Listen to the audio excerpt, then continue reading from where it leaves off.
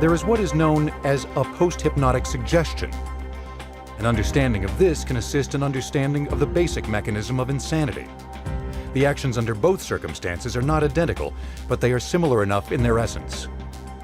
A man is placed in a hypnotic trance by standard hypnotic technique or some hypnotic drug.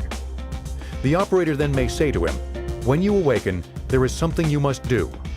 Whenever I touch my tie, you will remove your coat. When I let go of my tie, you will put on your coat. Now you will forget that I have told you to do this."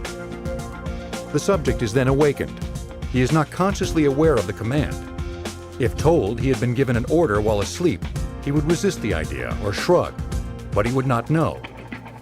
The operator then touches his tie. The subject may make some remark about its being too warm, and so take his coat off. The operator then releases his tie. The subject may remark that he is now cold and will put his coat back on. The operator then touches his tie. The subject may say that his coat has been to the tailor's, and with much conversation finally explain why he is taking it off, perhaps to see if the back seam had been sewn properly. The operator then releases his tie, and the subject says he is satisfied with the tailor and so replaces his coat. The operator may touch his tie many times, and each time receive action on the part of the subject. At last, the subject may become aware, from the expressions on people's faces, that something is wrong. He will not know what is wrong. He will not even know that the touching of the tie is the signal which makes him take off his coat. He will begin to grow uncomfortable. He may find fault with the operator's appearance and begin to criticize his clothing.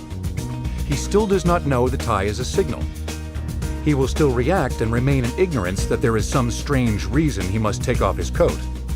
All he knows is that he is uncomfortable with his coat on whenever the tie is touched, uncomfortable with his coat off every time the tie is released. These various actions are very important to an understanding of the reactive mind. Hypnotism is a laboratory tool. It is not used in Dianetic therapy, but it has served as a means of examining minds and getting their reactions.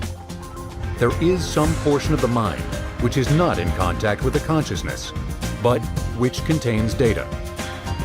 It was the search for this portion of the mind which led to the resolution of the problem of insanity, psychosomatic ills, and other aberrations.